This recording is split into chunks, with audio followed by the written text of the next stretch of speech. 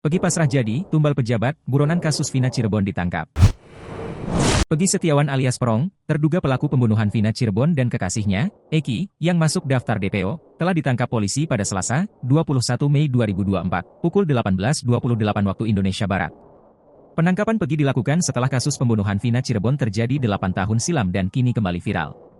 Jajaran Polda Jabar menangkap Pegi di Bandung tanpa perlawanan. Kabid Humas Polda Jabar Kombes Pol Jules Abbas mengatakan penangkapan Pegi dilakukan oleh Direktorat Kriminal Umum Polda Jabar.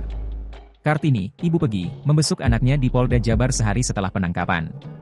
Kartini tak kuasa menahan haru saat bertemu Pegi.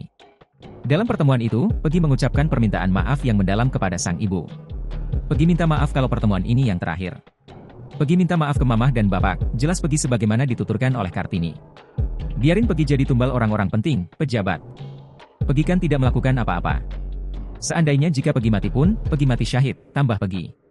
Pegi Setiawan alias Perong, ternyata sempat mengutarakan curahan hatinya 8 tahun silam tepatnya setelah kejadian Vina Cirebon dan kekasihnya, Eki, tewas. Dalam curahan hati yang ditulisnya di media sosial Facebook, Pegi menyinggung soal fitnah yang dilakukan oleh orang yang dikenal.